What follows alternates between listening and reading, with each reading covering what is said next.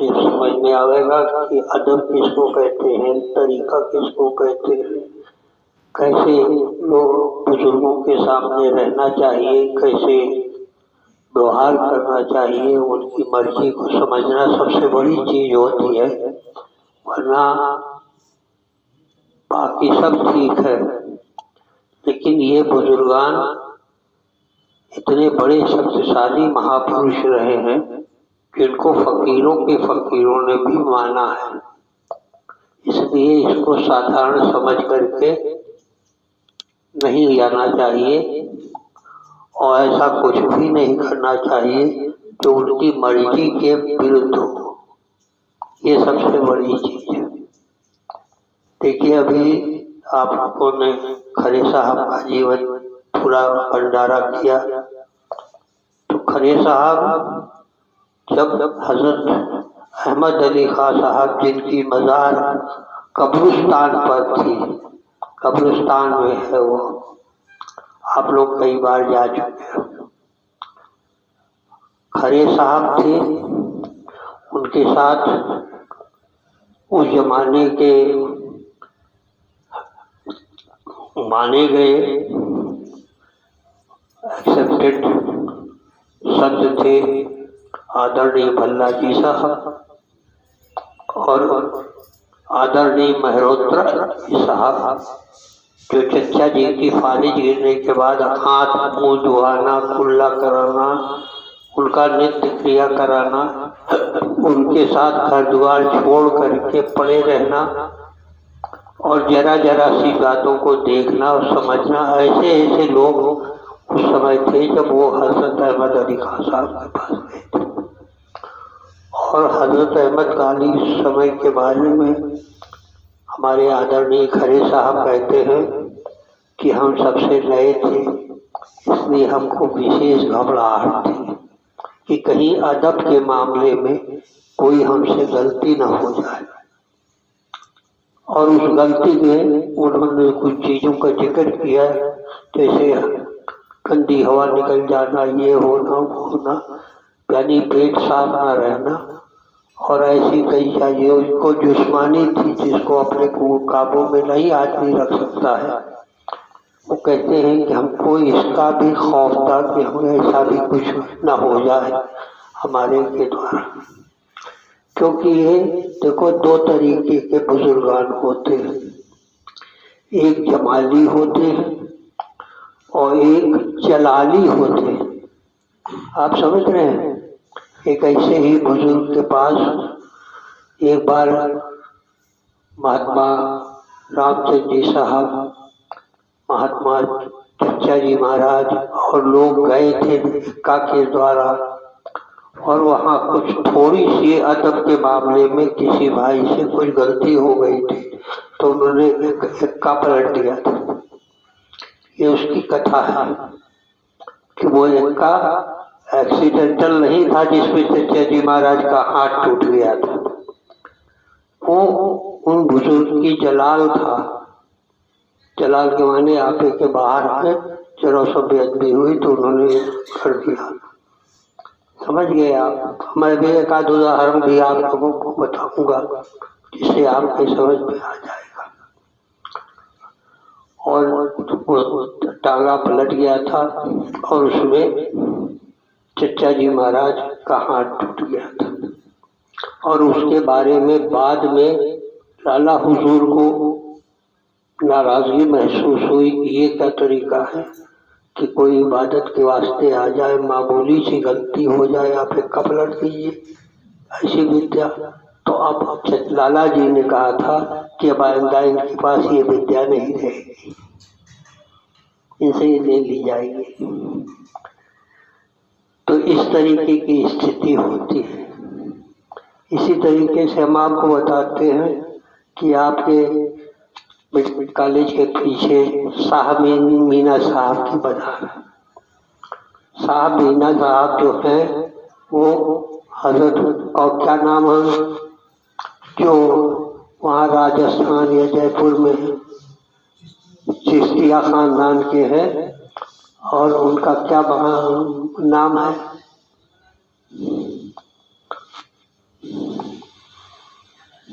मजहर नहीं, मजहर अजमेर शरीफ में।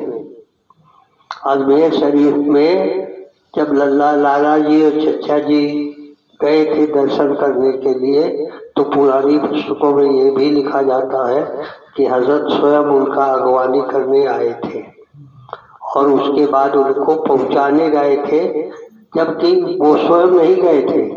उनके एक शिष्य जो थे वो उनके नाम से अजमेर शरीफ दर्शन करने गए थे। हाँ हाँ जी, ये कहानी अब समझिए आप, इसलिए इसको भी जाना जब हम आप उसको ले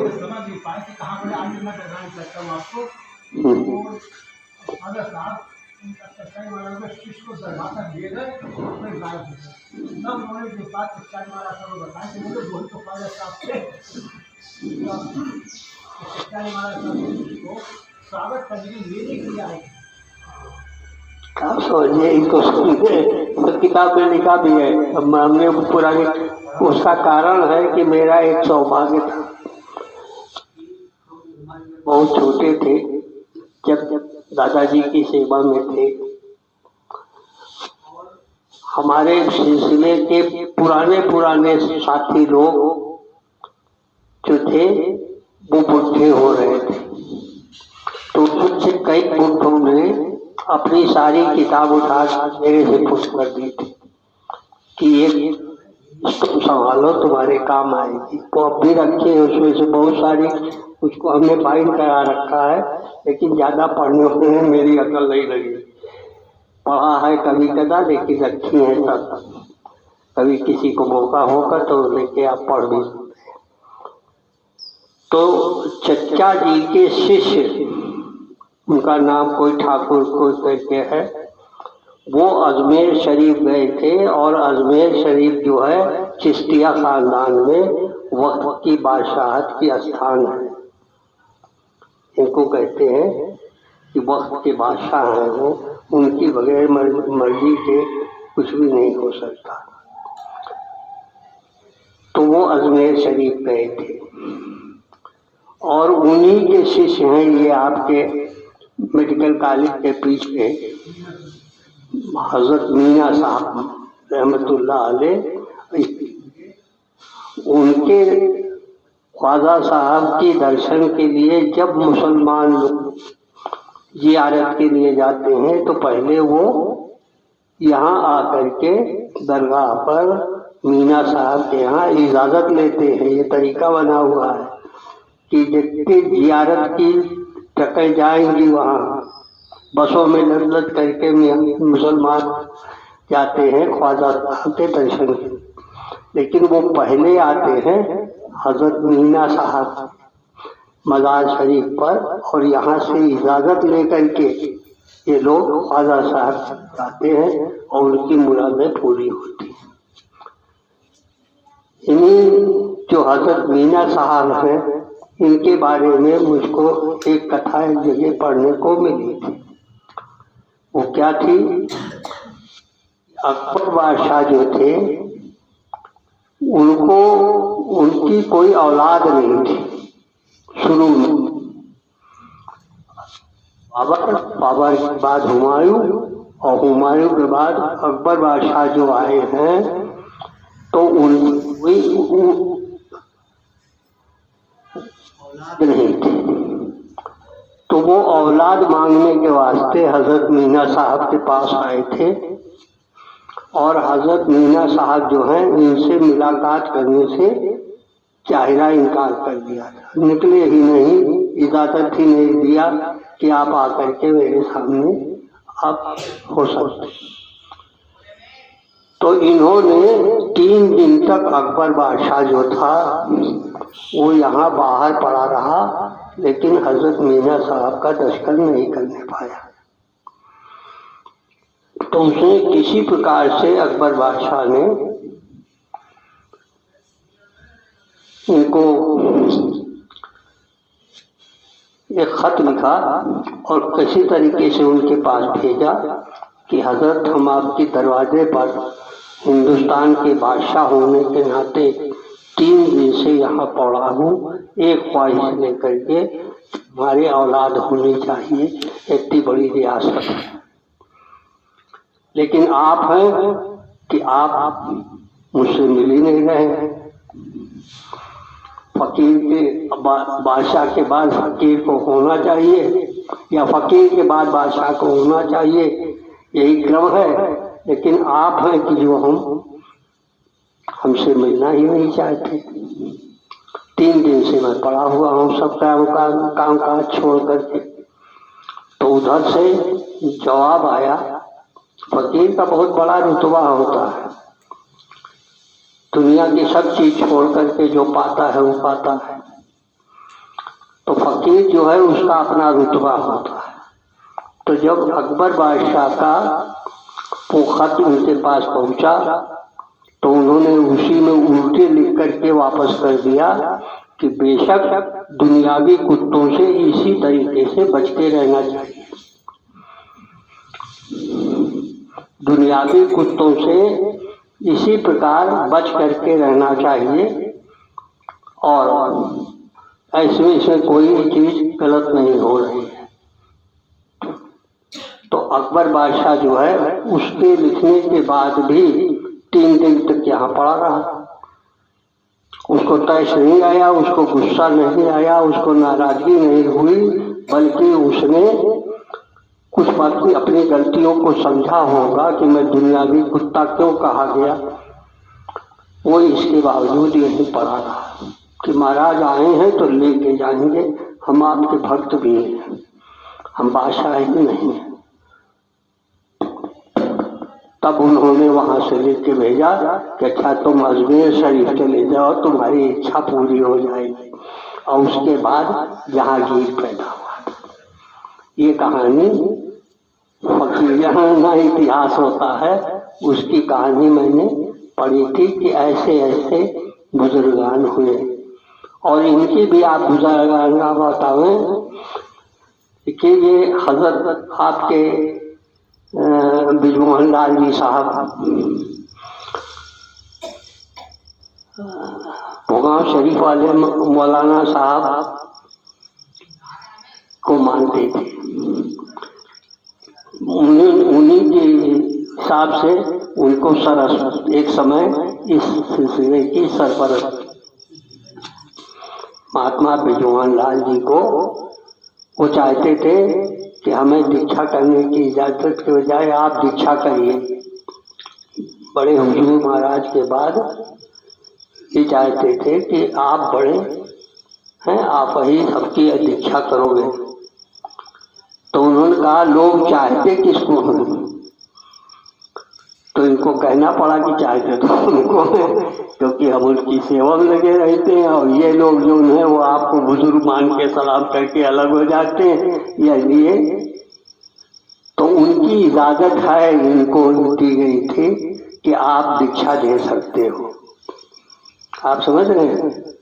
और इस तरीके से आप देखते हो यहाँ क्या कहते हैं, ये जो आपका यहाँ पे होता है नहीं, कब्रिस्तान के पास क्या नाम, ऐशबाग वाला जो भंडारा होता है, इसमें उन लोगों को भी बुलाया जाता है।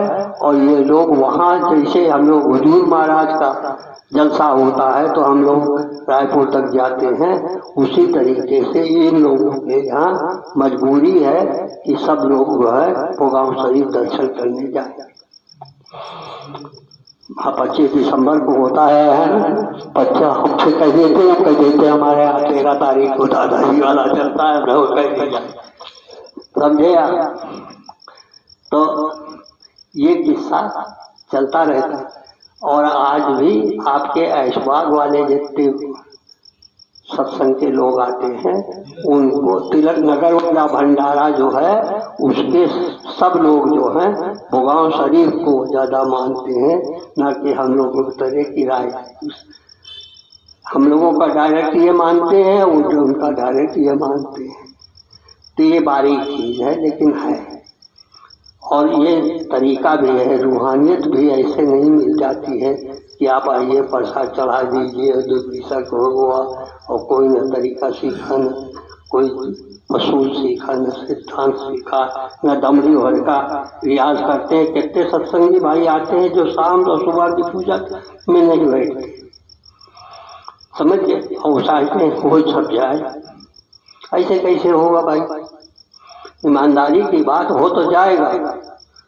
ईश्वर ने तुमको पैदा किया है तो तुमको खाना रोटी दाल तो वही देगा ही, हम बीच में कहाँ आएंगे? लेकिन हर चीज का वसूल है, हर चीज का सिद्धांत है, अदब का तरीका है। पहले इनको पूजा करो, इनकी पैर छू, फिर उनका पैर छू, सब चीजें। I am not talking about rituals कि आप इसमें पड़े रहिए, दादाजी ने कभी इसकी तालीम नहीं दी, इसलिए न मैं उसकी चर्चा करूँगा, बात करूँगा। लेकिन बात है, बात तो है ही है।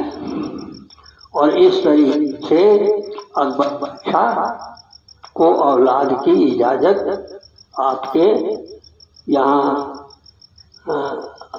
अजमेर में के यहाँ सामिया साहब के यहाँ से होने के बाद दरगाह शरीफ से हुई है। हम नाम भूल जाते हैं, क्षमा कीजिए, उसके लिए सही बात है।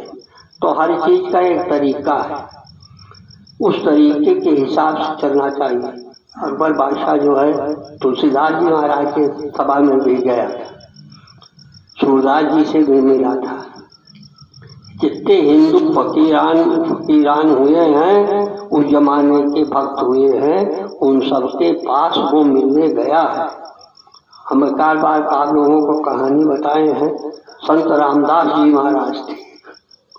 संत रामदास जी महाराज इनके भक्त थे, आपके शिवाजी के गुरु नहीं थे, वो थे ना शिवाजी गुरु महाराज, तो संत रामदास जी महाराज थे। और ये जो राम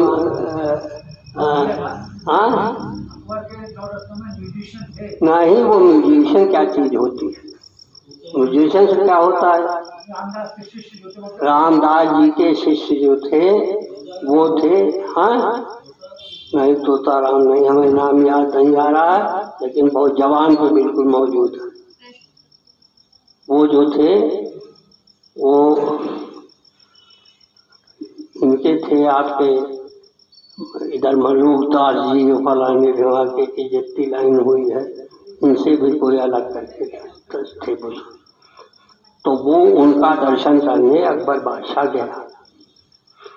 तो अकबर बादशाह को जिन लोगों ने बताया था कि आपके राज्य में ये भी बुजुर्ग हैं, तो उन्होंने अकबर बादशाह को बताया कि वो पोपीन धारण करके गंगा जी के किनारे रहते हैं और भीड़ भाड़ से बिल्कुल अलग रहते हैं। तो अकबर बादशाह जब गया है उनसे मिलने के वास्ते, तो हाथी पे बैठ के गया था, लेकिन काफी पहले ही हाथी से उतर गया था और पैदल चलने लगा था। तो गंगा जी के किनारे जब पहुंचा है तो दूर से ही लोगों ने दिखाया कि महाराज वो जो काले काले बैठे हुए हैं बालू की ढेर पर और 3-4 शिष्य लिए बैठे हैं, वही हैं संत रामदास जी।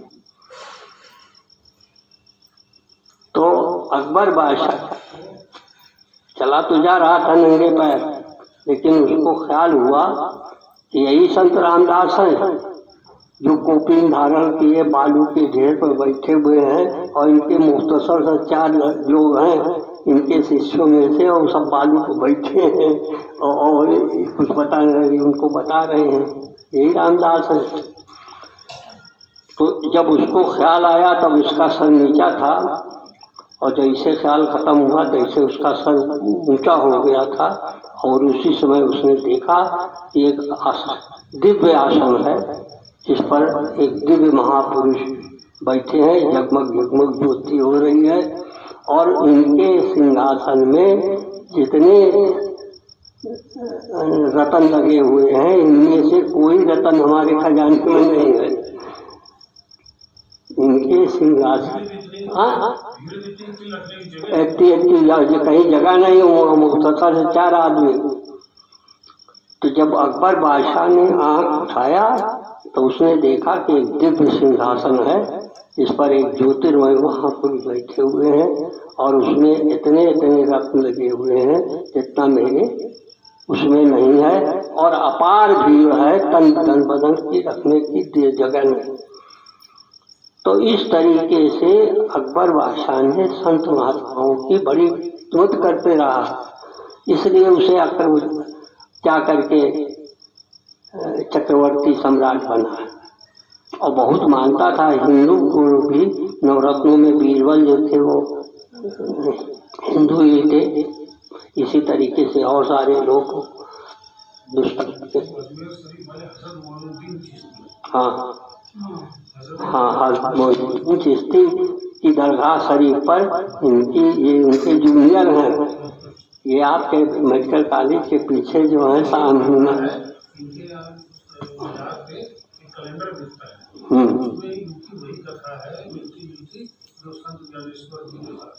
वही मैं बता रहा हूँ कि एक बार ऐसे ही मोहम्मद तोहा खान साहब आए थे।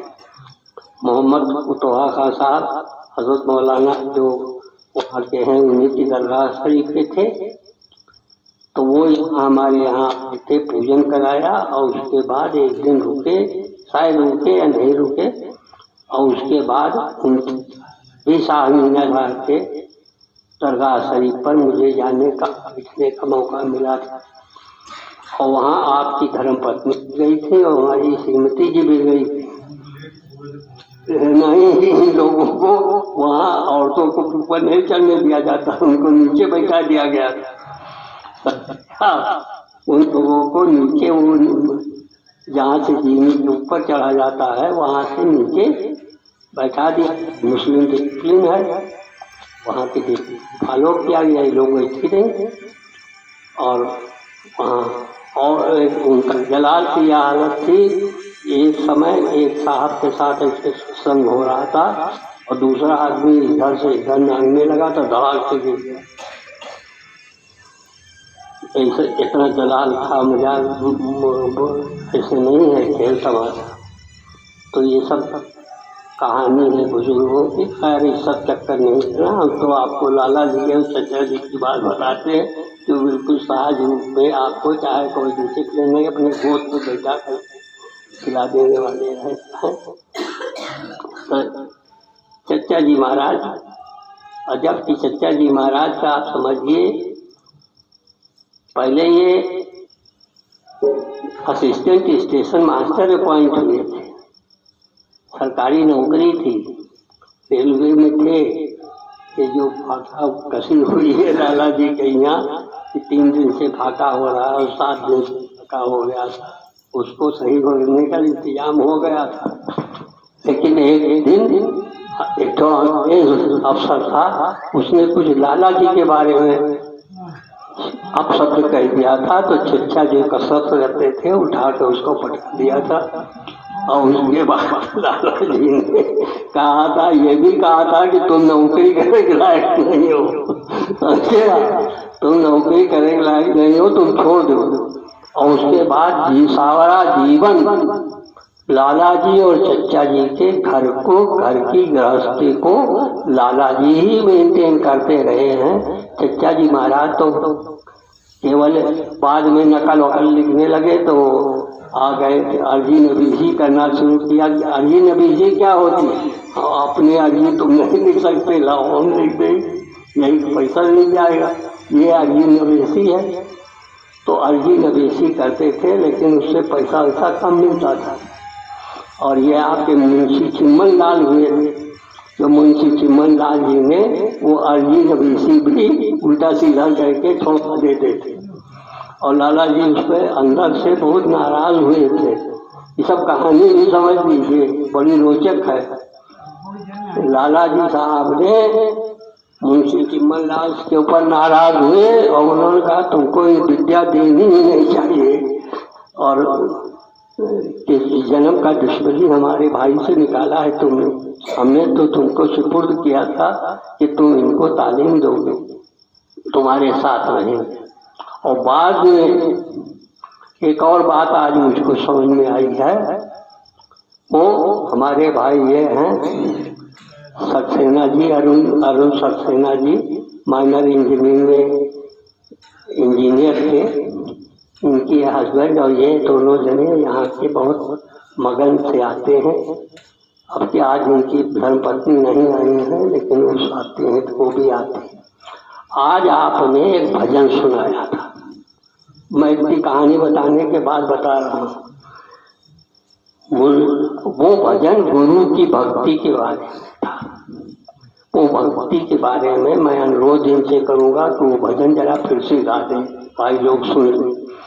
वो जो था, और इन्होंने ये बताया कि ये भजन जो मैं गा रहा हूँ ये मुंशी चिम्मन लाल का लिखा हुआ है। ये बात तो नहीं आपको मालूम, आज मुझको मालूम हुई। ये बात को बताया होगा कि चिम्मन लाल साहब का लिखा है, और लाला जी नाराज थे तो उनको खुश करने के वास्ते चिम्मन लाल ने ये भजन लिखा था। और उसके बाद से लाला जी के पास उनका उठना बैठना नॉर्मल हो गया। वरना लाला जी बहुत नाराज हुए थे कि इनसे विद्या ही सब कर ली जानी चाहिए, इस लायक नहीं है और इस तरीके का कैसे व्यवहार हो सकता है। तो जरा वो भजन सुना दीजिए।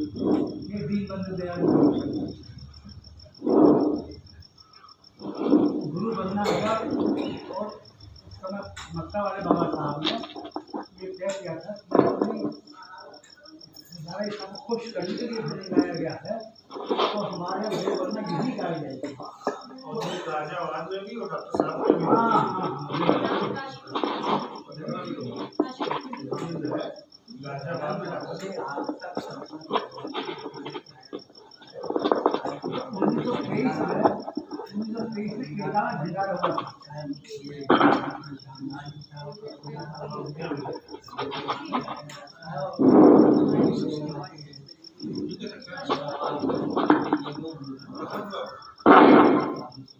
बसंत बाबू जी क्या यही भजन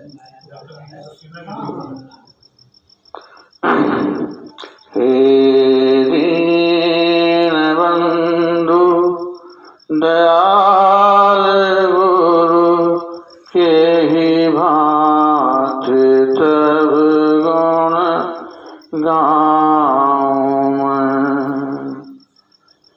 तुम्हारे पवित्र चरित के विधि नाथ के सुनाऊं मैं। जे पावन है मेरे गुरु नाम कैसे लीजिए। हे दीन बंधु दयाल गुरु के ही भांत तब गुण गाऊं मैं।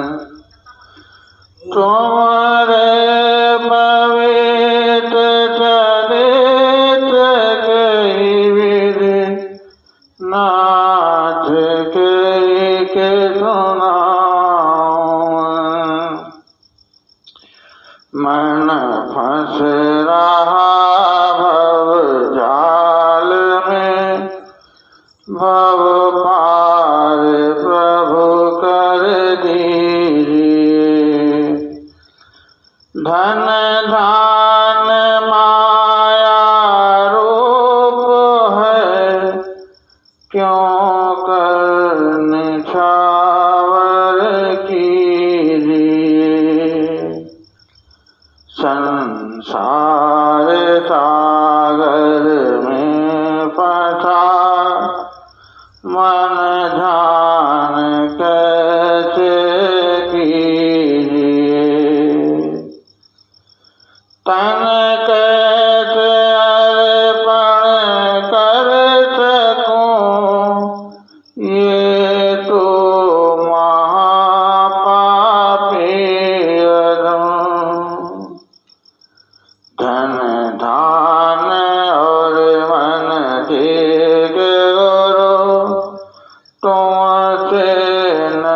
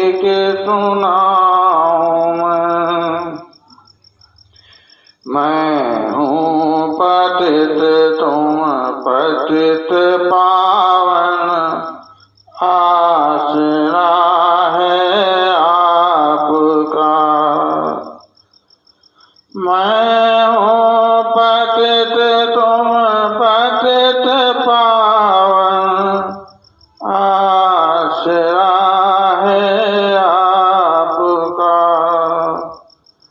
भव सिंधु में मन फंस रहा, गुरुदेव मुझे उठाए। यही हरि नाथ प्रभु, मुझको तो पार लगाए। हे दीन बंधु दयाल गुरु, के भांत तब गुण गाऊं मैं। तुम्हारे पवित्र चरित के विधि, नाथ के सुनाऊं।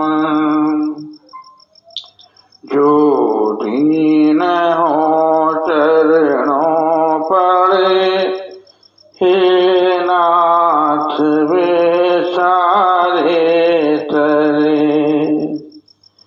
जो दीन हो चरणों पड़े, हे नाथ वे सारे तरे।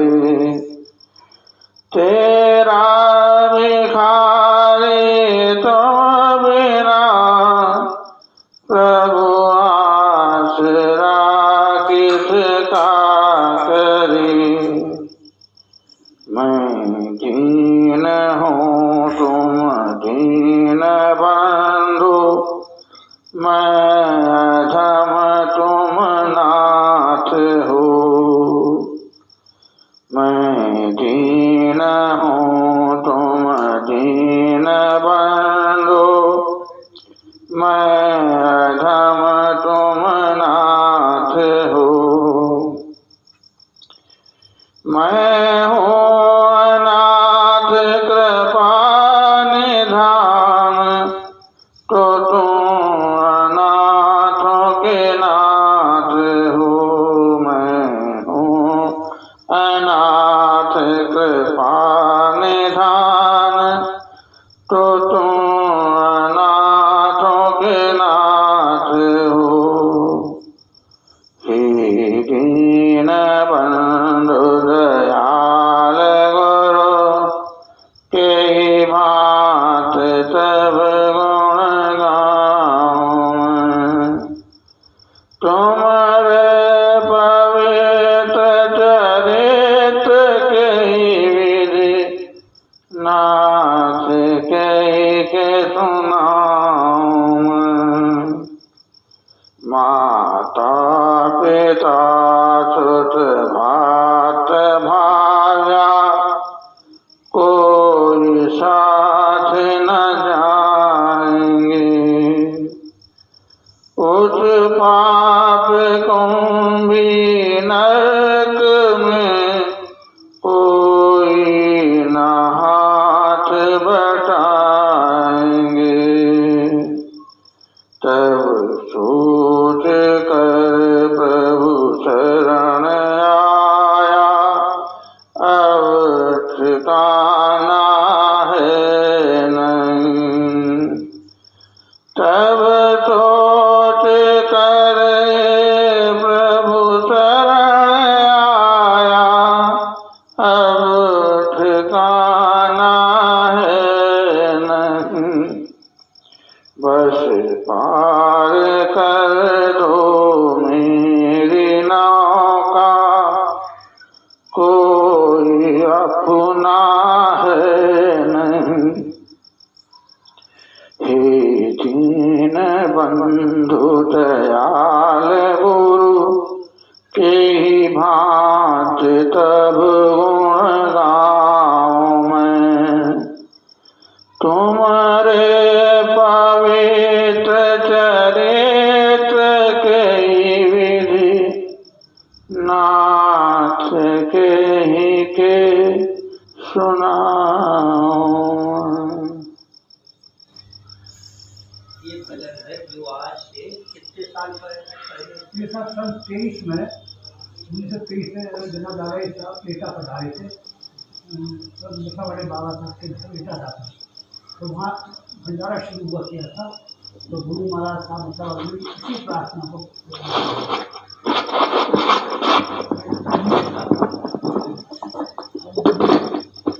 नवाबे में भंडारा हुआ था बनाया था।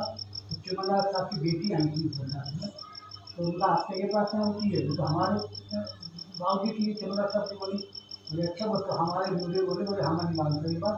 तो उन्होंने बड़ा प्रणाम करा उनके लिए, उसको जानते जो आई थी वो, तब ने पता चला ये भजन जो है प्रार्थना गुरुवल में मुंशी चिमनलाल साहब की लिखी।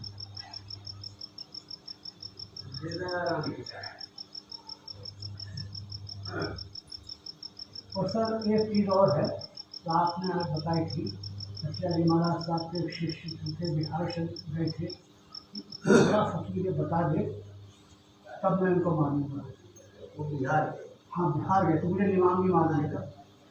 ऐसे ही सर हमारे यहाँ सिकंदराबाद के बाबा साहब यहाँ कपिश लाल जी साहब, ये हमारे गुरुदेव ने बताए थे उनको कि वो दादा स्वामी सत्संग जो व्यास का है ओरिजिनल वहाँ पर करें, वहाँ गए थे व्यास में, दादा स्वामी सत्संग करे था और दादा साहब के शिष्य थे जब कपिश लाल जी साहब। कौन गया था? ना कपिश लाल जी महाराज साहब, हाँ वहाँ गए थे।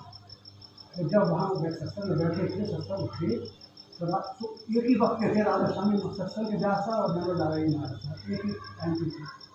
मतलब सत्संग से उठने लगे, खत्म हो गया तो राधा स्वामी साहब ने को बुलाया, बोले आप वहाँ से आ रहे? हाँ सर। बोले बहुत बड़ी गलती करी है, आप जाइए वहीं और माफ़ी मांग लीजिए, माफ़ी ना करें तो दोबारा माफ़ी मांग लीजिएगा, ऐसी गलती मत करिए। कि वो भी बहुत बड़े फकीर थे और ये लाल साहब पहुँचे हुए थे तो कहीं फिसल ना जाए, इसलिए उन्होंने शिकायत करी कि फिर लाल साहब जाइए माफ़ी मांगिए, यहाँ के तो साहब वक्त ये लाल साहब इच्छा नहीं। वही बता रहे हैं कि वो बिहार वाले फकीर थे, तो वहाँ के और उन्होंने अपने परिचय बताया कि मैं वहाँ से आया हूँ, तो उनसे कहा कि यहाँ क्यों आए। उन्होंने वैसे आज के ज़माने में कि अगर वो खाल कर लेते तो आफ्ताब गर्दी शुरू होता, तो जाने के यहाँ तक कुछ नहीं होता, वही अपनी जगह पे जाओ और वही उनकी भक्ति करो, उसके आगे कोई स्थान नहीं है। यही चीज़ मैं आज सवेरे कह रहे थे ढूंढ के आपको अर्गवानी में कामेंगे, तो दादाजी ने मुझसे खुद कहा अर्गवानी के लिए कि उसको पढ़वाया तो पढ़ो, हमने पढ़ा तो दादाजी ने कहा इसका मतलब सोचते हो, तो हमने कहा मतलब नहीं समझते, हमको अच्छा लगता है, यही हमें बहुत अच्छा लगता है, समझ गए। दूसरे हालतों कई उसमें हालतों का रूप की हालतों का बयान है कि रूप किस दर्जे तक जाती है, किसकी गहराई तक उठती है, किस कोट का संत होता है, ये सारी चीज़ें इसी रखी हुई। और उसमें क्या लिखा था मैं याद नहीं, हम रात को पढ़ के भगवान को ढूंढ के दादाजी ने उसको कहा लिखा है, कल मैं आप लोगों को उसको सुनाऊंगा दादाजी ने उसको क्या लिखा। इसलिए निवेदन करता हूँ कि आपने उसको बयान किया था। अरे बयान वो मुझे रिकलेक्ट नहीं कर पा रहा, बयान ना समझी वाला था, जो समझे थे उसका बयान किया था, लेकिन उसको फिर से पढ़ के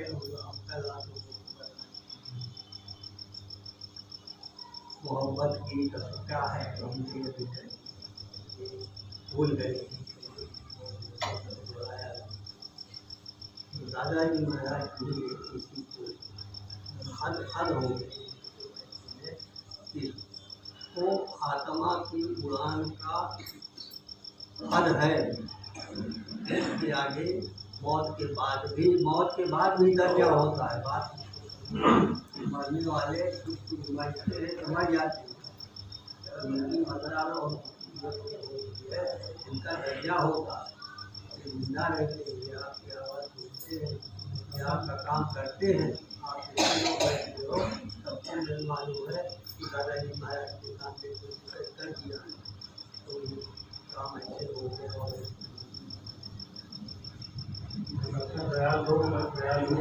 कबूल नहीं है, जो बात समझ में और मजाक में अंतर होता है। मजाक जिंदा है, उसके अंदर वो शक्ति जिंदा है, उसका हम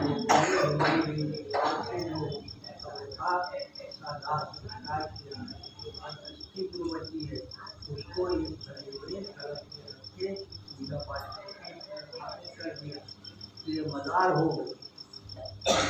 मट्टी चुटकी खाद के देने को वो अपनी होती है। कहा गया है बुजुर्गों की किनारे चुटकी खाद की देने वो अपनी कला को रोक लेती है। दुआ अगर वो दुआ कर दे तो एक आदमी लिखा है हमारी बेटी का कल बड़ा सुंदर है,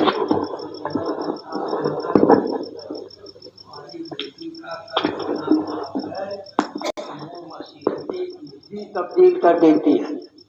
मसीहतें इसी माने खुदा की मर्जी और फैसले को अगर ये दुआ कर देगी तो रुक जाएगा। हमारी बेटी का कल्ब इतना अच्छा है। स्त्री और पुरुष दोनों के लिए कई चीज बताई गई है। जो हिंदू फकीर है और जो महिलाएं हैं वो भी बड़ी बड़ी फकीर हुई हैं। समझ गए आप, उसको समझिए। माता सीता महिला के रूप में ही शक्ति प्रकट हुई थी, तो वो लेकिन वो माताएं क्या नहीं कर सकती थी, समझ गए।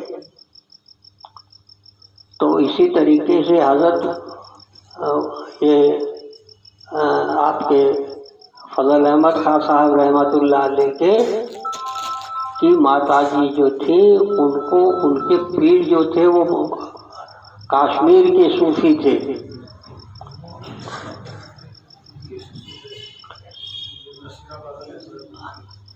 वो बाद में और कई सारी घूम करके उसमें बीच में और एक आध लाए।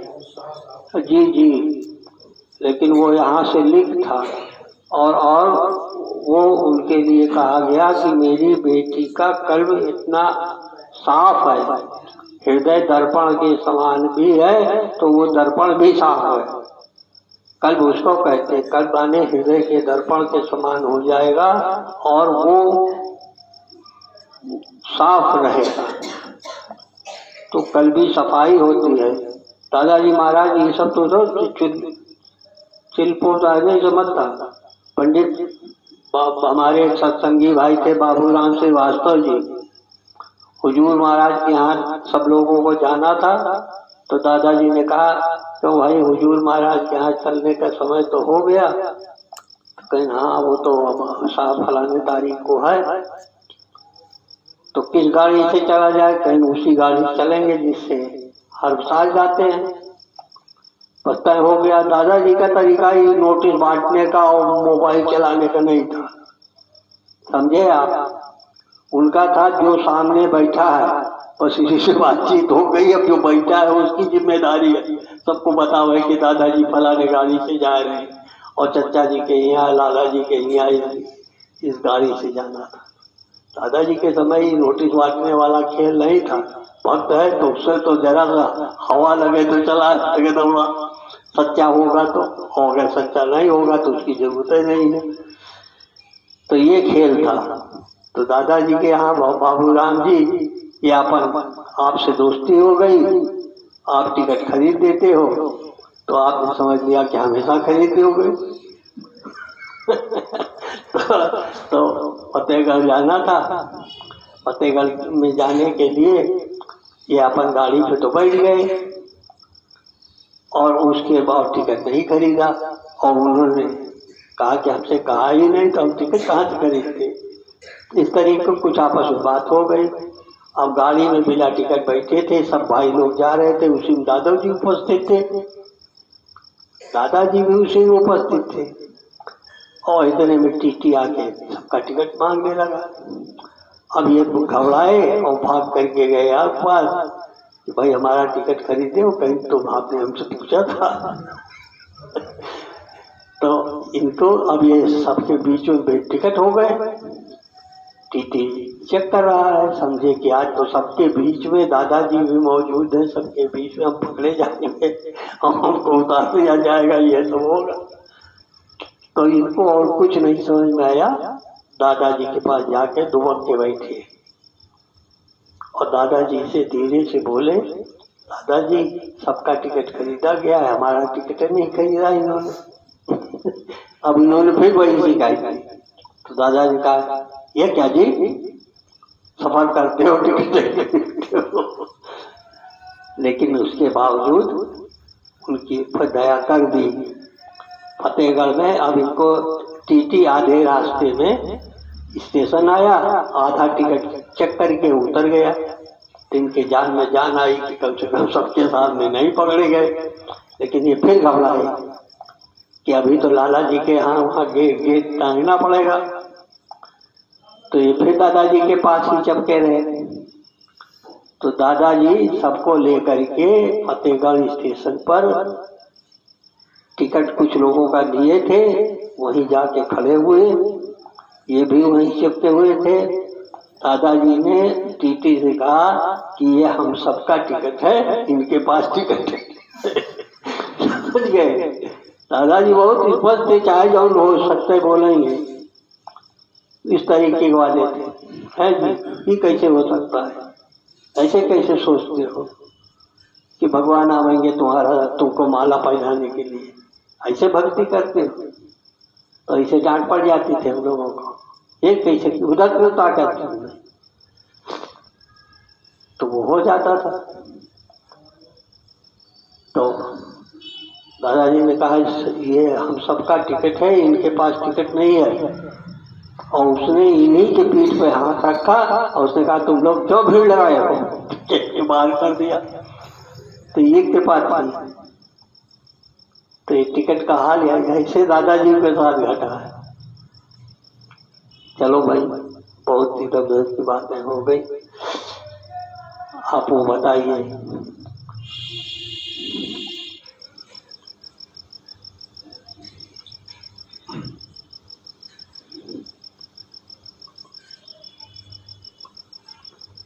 एक साहब थे, उनके अंदर एक सिद्धि आ गई थी कि वो उड़ के आगे पहुंच जाते थे। ये सिद्धि उन्होंने चचा जी महाराज को दिखाने की कोशिश की। तो चचा जी महाराज को जो है स्टेशन पर बैठाया, उसके बाद अगले स्टेशन पर उनको मिले जाके, वो अगले स्टेशन पे मिले आके उनको। चचा जी महाराज कुछ नहीं बोले। उसके बाद फिर वो अगले स्टेशन पे जो है उनको मिले, उसी ट्रेन पे आगे नमस्ते किया उनको। तो चचा जी महाराज समझ गए कि ये अपनी शक्ति का प्रदर्शन कर रहे हैं। तो चचा जी महाराज ने उनसे कहा कि अब अगले स्टेशन पे मिलना है। उनको विद्या लुप्त होगी। चचा जी महाराज जो है उन्होंने कहा कि अब अगले स्टेशन में फिर मिलना, वह ठीक है। उसके बाद उन्होंने उनको विद्या सल्व कर ली और उसके बाद जो है वो अगले स्टेशन पे नहीं पहुंच पाए, गायब हो गई उनकी बुद्धि, खत्म हो गई उनकी बुद्धि।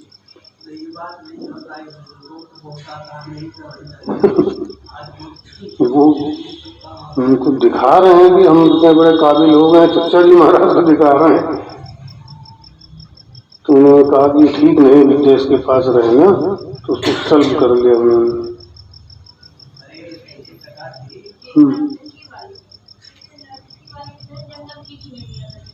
हाँ, सदा सुहागिन थी।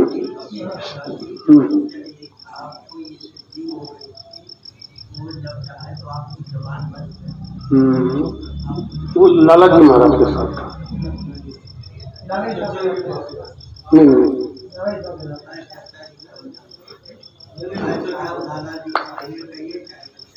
हाँ बात नहीं हाँ हाँ जैसा भी है उससे क्या फर्क है। और उनके सामने उन्होंने प्रयोग कर दिया कि जवान बनता है तो हम तो चर्चा नहीं करेंगे। समझे आप? चर्चा जी ने कहा कि मेरी बड़ा मेहरबानी मेरी जवान लिख के दिया था उनको ताकि उनकी इज्जत बनी रहे, लोगों की महफिल में उनकी बेइज्जती ना हो, तो लिख के उनको दिया था कि मेहरबानी करके मेरी जबान खोल दीजिए नहीं तो मैं बोलने लगूंगा। वो समझे कि ये बोल नहीं पा रहे हैं इसलिए सब ऐसा नाटक कर रहे हैं, तो उस बात में बोलने लग गए।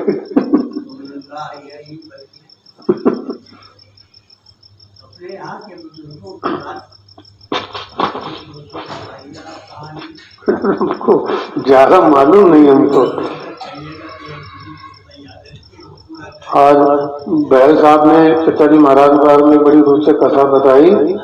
बहल साहब ने चचा जी महाराज के बारे में कि कानपुर में समाधि के बगल में जो पहले खेत थे तो दो भाइयों के उसमें खेत थे, तो एक भाई जब बाहर जाता था तो दूसरा भाई उसकी फसल काट लेता था, तो जब जाए उसकी फसल काट ले, तो एक बार उसने जो है चचा जी को जिम्मेदारी दी हमारे देखे रहिएगा खेत हमारे भाई काट ले जाते हैं। उसके बाद वो तो चला गया चचा जी को जिम्मेदारी सौंप के। उसके बाद वो जब फसल काटने हमें देखो बुढ़ा लाठी लिए खड़ा हुआ है। जब भी फसल काटने हमें देखो खड़ा हुआ है। उसके बाद आगे चल के जब किसी के माध्यम से चचा जी महाराज के दर्शन हुए तो कहने लगे तो वही बुढ़ा जो हमारे खेत में निगरानी कर रहा था।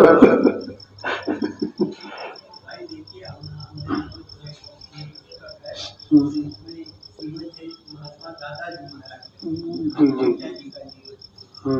ये वो कहानी है जो चचा जी का शरीर क्या हो गया है।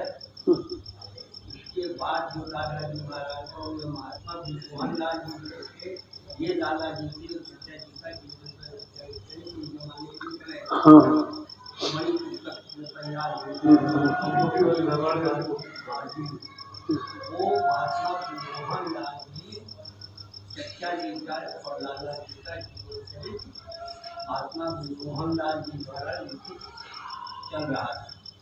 इतने में आला सदन सत्संग सभा करते वो महात्मा मोहनलाल जी का शहीद त्याग हो गया। उस समय आनंद की खोज वो पुस्तक है, इसके प्रस्तावना में मैंने लिखा है कि महात्मा मोहनलाल जी साहब ने एक सभा की थी जब लखनऊ ट्रांसफर हुई।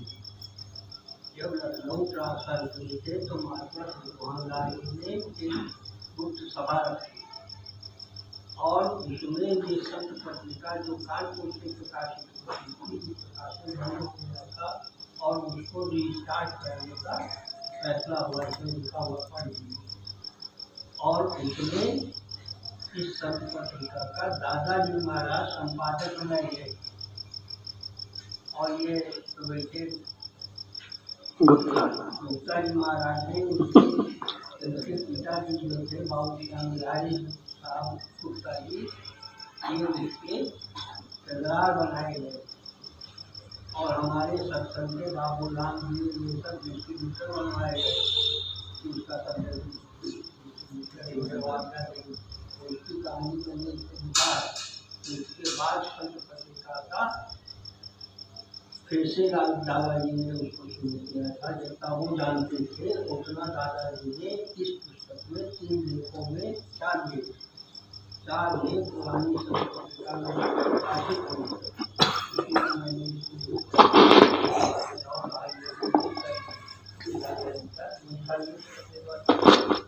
सब जानना भी चाहिए।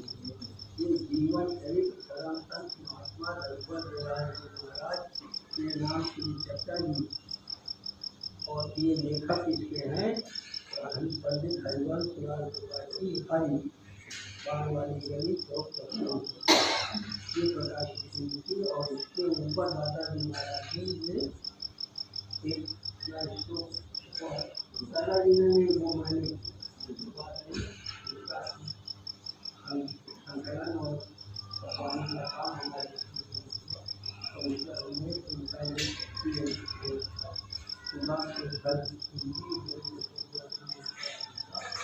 यही दुनिया में और इसमें वो कहानी है जो केवल सेवा भाव उनका आपके महात्मा भोलानाथ धन्य जी महाराज ने पुस्तक तो वो गंगा साहब की लिखी हुई है, उसी का विस्तार में सारी है वो कहानी है कि सत्याजी महाराज ने सुबह दादा लिखे, लेकिन वो दादाजी महाराज उन चमत्कारों का कहानी है इसमें जो सत्याजी ने दादाजी को बताई थी, यही दादाजी आज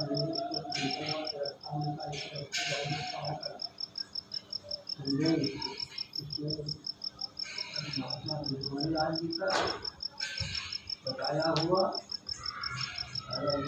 लिखा हुआ और काली प्रसाद साहब काली प्रसाद पहले आए थे दादाजी के शिष्य, ये सबसे पहले शिष्य थे दादाजी के। उसके बाद दादाजी ने सत्याजी महाराज से भेजा है, सत्याजी महाराज से भेजने के बाद उनकी सारी ऐसी भक्ति है ये और आगे आगे कोई गलती हो गई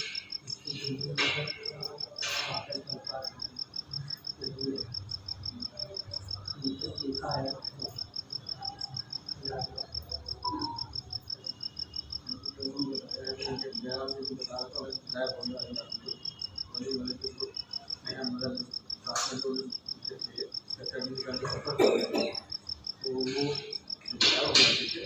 उन्होंने तो उनका पीछा किया था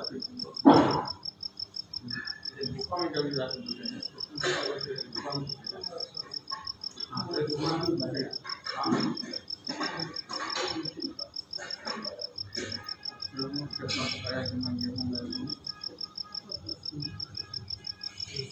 महाराज के दरबार में भाई लोग एक बड़े वेद शास्त्र को ज्यादा लेके आए, बड़ा प्रधान विद्वान थे,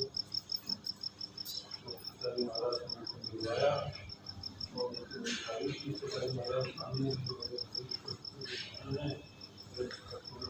आता है। सत्याजी महाराज ने ज्ञान की प्रेम की कोई नहीं, उन लोगों को कोई अच्छा जाता है नहीं और लोगों को सुनाया करिए तो प्रसन्न मौका मिल गया तो अपना खूब ज्ञान बांटा उन्होंने। महीना भर में चरण में बैठा उनका ज्ञान बाकी सत्याजी महाराज ने और सुनाइए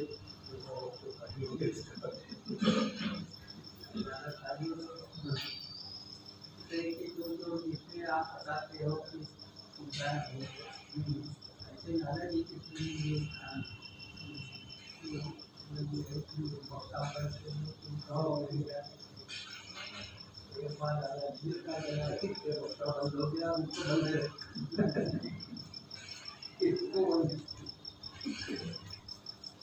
बड़े आनंद के मतलब इसमें इन कथाओं को समझने तो आपको समझ में आता है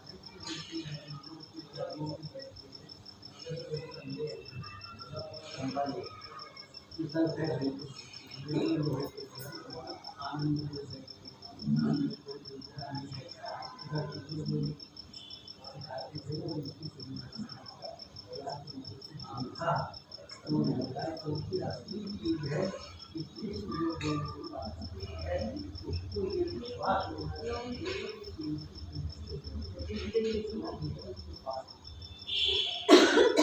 हम यहीं से पार हो ये उसको विश्वास हो जाता है कि वो सुविधा कोई सुविधा नहीं लेता, फर्क नहीं लेता।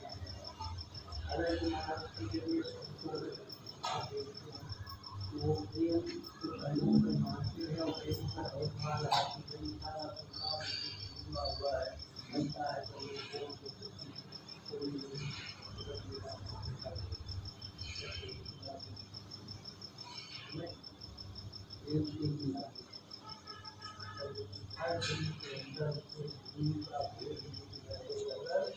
रात में उनको है नहीं, परमात्मा को देखना चाहते हो तो स्वरूप जो है ये राग है, ये परमात्मा को बिना देखना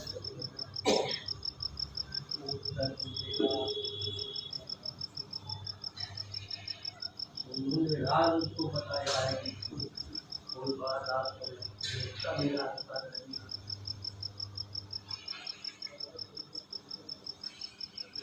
उसके महात्मा वशिष्ठ जी होते जो वशिष्ठ जो ग्रंथ है उसमें वो भगवान राम को गए सृष्टि का विस्तार सुना रहे थे। के बाद एक लोगों का वर्णन किया, इस लोग में ऐसे जीव है, इस लोग में ऐसे पर्वत है, इस लोग में ऐसा है, बड़ा लंबा प्रसंग उन्होंने सुनाया, कई विषयों का वर्णन।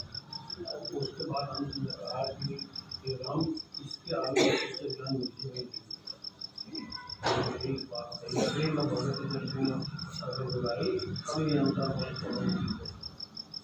प्रेम जो है वही सबों का ये है ज्ञान की प्रेम भगत जन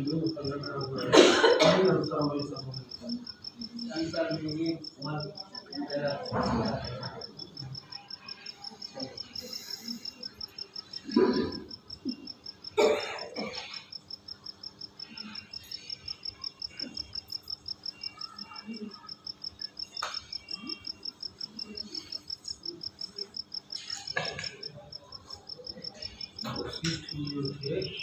इन्होंने ब्रह्मा को माना जाता है। ब्रह्मा जी से कहा जो भगवान राम को अच्छा दर्शन करना चाहते हैं, बड़ी इच्छा उन्होंने कहा कि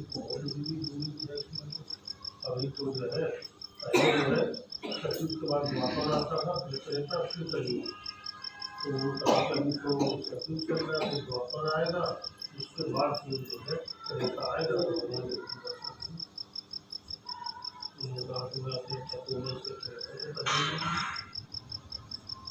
और फिर जो समस्या थी त्रेता को बैठना या इसमें त्रेता जो है पहले हो गया, द्वापर बाद में हो गया, ऐसा हो गया।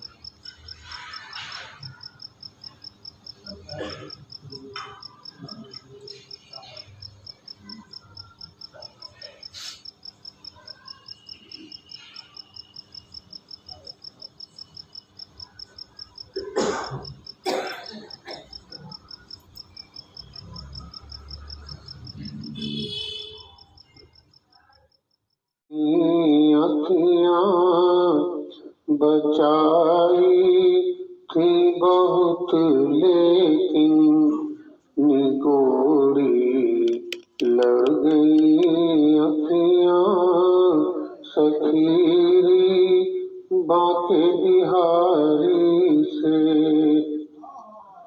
न जाने क्या किया जादू ये तकती गई अखियाँ, न जाने क्या किया जादू ये तकती रह गई अखियाँ। चमकती हाय बरछी सी कलेजे गड़ गई अखियाँ। चमकती हाय बरछी सी कलेजे गड़ गई अखियाँ सखीरी बाके बिहारी से। चहुदिसी रस भरी चितवन मेरी आँखों में लाते हो। चहुदिसी रस भरी चितवन मेरी आँखों में लाते हो।